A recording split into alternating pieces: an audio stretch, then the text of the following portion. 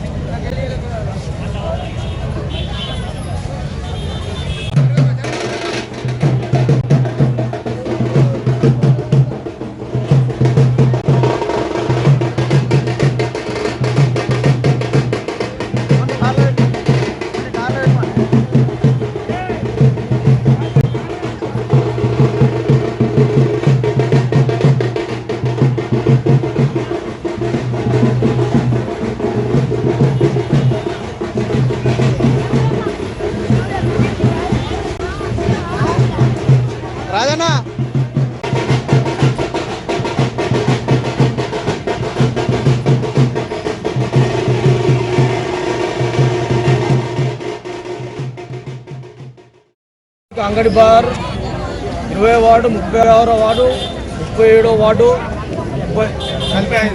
45వ ward ఈ వార్డుల్లో ఈరోజు ఇంటింటికి తిరగడం జరుగుతుంది.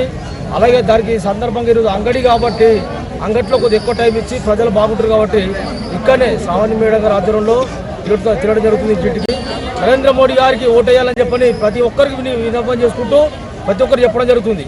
కాబట్టి దయచేసి ప్రజలందరూ ఆలోచించి ఈసారి నరేంద్ర మోడీ గారికి 400 సీట్ల పైన మెజార్టీతో చూపించాలని చెప్పని మేము మా తరఫున మేము అందరం కోరుకుంటున్నాం. కాబట్టి దయచేసి అమ్మ ఒక్కసారి ఆలోచించండి. మనం దేశం కాపాడుకోవాలి. ఫస్ట్ ఇవి దేశం ఎలక్షన్లు, రాష్ట్ర ఎలక్షన్లు కాదు, కౌన్సిలర్ ఎలక్షన్లు కాదు, స్థానిక సర్పంచ్లే కావు.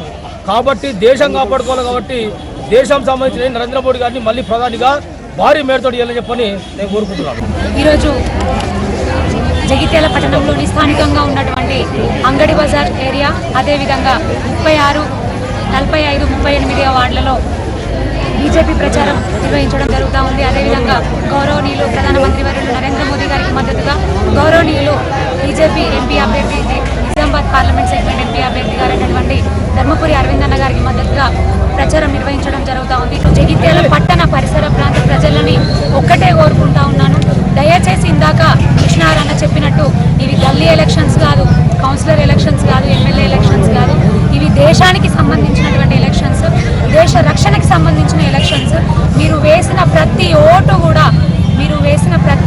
కూడా మీ పవిత్రమైనటువంటి ఓటు కూడా మీ పిల్లల భవిష్యత్తు కోసం, మీ ప్రాంతాల అభివృద్ధి కోసం, మీ ప్రాంతాల సంక్షేమం కోసం, మీ అందరి సంక్షేమం కోసం, మరీ ముఖ్యంగా మీ యొక్క పిల్లల భవిష్యత్తు కోసం, వాళ్ళ ఉజ్వలమైనటువంటి భవిష్యత్తు కోసమని ఒక్కసారి ఓటు వేసే ముందు ఆలోచించండి.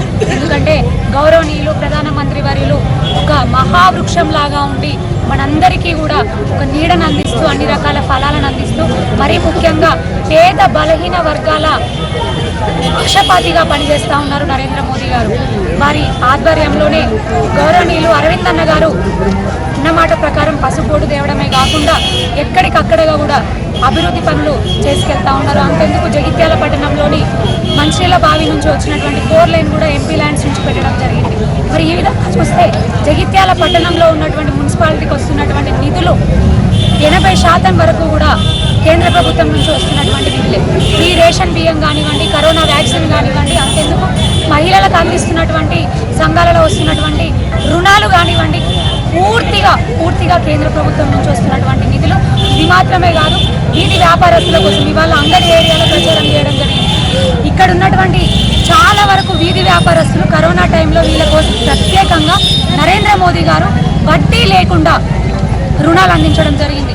మొదటిగా 10,000, 20,000, 50,000, ఇప్పుడు ₹1,00,000 ప్రారంభమైంది. వీధి వ్యాపారస్తులకు ఎంతగానో ఉపయోగపడుతుంది.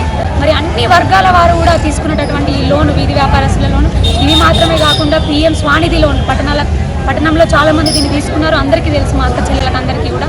ఈ లోన్లు కూడా పూర్తిగా కేంద్ర ప్రభుత్వం మున్సిపాలిటీకి వస్తున్నటువంటి నిధులు 80% వరకు కూడా కేంద్ర ప్రభుత్వం నుంచి వస్తున్నటువంటి నిధులే. ఈ రేషన్ బియ్యం కానివ్వండి, కరోనా వ్యాక్సిన్ కానివ్వండి, అంతెందుకు మహిళలకు అందిస్తున్నటువంటి సంఘాలలో వస్తున్నటువంటి రుణాలు కానివ్వండి, పూర్తిగా కేంద్ర ప్రభుత్వం నుంచి వస్తున్నటువంటి నిధులు. ఇది మాత్రమే కాదు, వీధి వ్యాపారస్తుల కోసం ఇవాళ అంగడి ఏరియాలో ప్రచారం చేయడం జరిగింది. ఇక్కడ ఉన్నటువంటి చాలా వరకు వీధి వ్యాపారస్తులు కరోనా టైంలో వీళ్ళ కోసం ప్రత్యేకంగా నరేంద్ర మోదీ గారు వడ్డీ లేకుండా రుణాలు అందించడం జరిగింది. మొదటిగా 10,000, 20,000, 50,000, ఇప్పుడు ₹1,00,000 ప్రారంభమైంది. వీధి వ్యాపారస్తులకు ఎంతగానో ఉపయోగపడుతుంది. మరి అన్ని వర్గాల వారు కూడా తీసుకున్నటువంటి ఈ లోను, వీధి వ్యాపారస్తుల లోను, ఇది మాత్రమే కాకుండా PM స్వానిధి లోన్ పట్టణంలో చాలా మంది దీన్ని తీసుకున్నారు. అందరికీ తెలుసు, మా అక్క చెల్లెలకు అందరికీ కూడా. ఈ లోన్లు కూడా పూర్తిగా కేంద్ర ప్రభుత్వం నుంచి వస్తున్నటువంటి నిధులే, నరేంద్ర మోదీ గారు నుంచి వస్తున్నటువంటి నిధులే. మరి ఇవన్నీ కూడా తీసుకొని వస్తున్నారు. దయచేసి ఒక్కసారి ఆలోచించండి. ఒకటేసారి అని గత 10-15 సంవత్సరాల నుంచి ఒక నాయకులు, లోకల్గా ఉన్నటువంటి కాంగ్రెస్ పార్టీ నాయకులు చెప్తానే ఉన్నారు, సెంటిమెంట్తో కొడతానే ఉన్నారు. కానీ ఎన్నిసార్లు ఒక్కసారి అని చూద్దాం. ఎన్ని పదవులు, ఆయనకు ఒక పదవి ఉన్నా కూడా మళ్ళీ నాకే పదవి కావాలని ఒక రాజకీయ దాహంతో, ఒక తీరని దాహంతో ఉన్నటువంటి వ్యక్తి. ఆయన పెద్ద మనిషి, మేము గౌరవిస్తాం. కానీ ఇంకా ఇంత ఏజ్ వచ్చినా కూడా అన్ని పదవులు ఆయనకే కావాలనుకోవడం అది సరైన విషయమా? మీరే చెప్పండి. ప్రజలందరూ కూడా ఆలోచించండి. ఎంతోమంది నాయకులు ఉన్నారు, నాలాంటి మంది ఎంతోమంది యువత ఉన్నారు, సేవ చేయడానికి సిద్ధంగా ఉన్నారు. వాళ్ళ పార్టీ వాళ్ళు కూడా ఉన్నారు కదా. అంతెందుకు, సరే మరి ఆయన పర్సనల్ విషయం. కానీ 45 సంవత్సరాల నుంచి దయచేసి మీరు ఆలోచించండి. ఆయన ఇన్ని పదవులు అలంకరించినప్పటికీ కూడా మన జగిత్యాల పట్టణానికి, కనీసం మన జగిత్యాల పట్టణానికి ఆయన చేసిన ఒక్క మార్గం ఏదైనా ఉందా? ఒక్క పని ఆయన సొంతంగా చేసింది ఏదైనా ఉందా?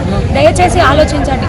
మళ్ళీ ఇప్పుడు ఎంపీగా ఓడిపోయినా కూడా, గతంలో కరీంనగర్ ఎంపీగా ఓడిపోతే రాజశేఖర్ రెడ్డి గారు పిలిచి మంత్రి పదవి ఇవ్వడం జరిగింది. ఇప్పుడు ఎంపీగా ఓడిపోయినా కూడా మళ్ళీ రేవంత్ రెడ్డి గారు పిలిచి మంత్రి పదవి ఇస్తారు. వాళ్ళకి ఎట్లా ఇస్తారు అది మాత్రం కన్ఫర్మ్. ఆల్రెడీ మాట్లాడుకొని కూడా రావడం జరిగిందంట.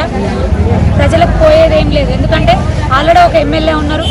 ఇప్పుడు జీవన్ రెడ్డి అంకుల్ కూడా మళ్ళీ ఇక్కడ ఎంపీగా ఓడిపోయినా కూడా మంత్రి అవుతారు.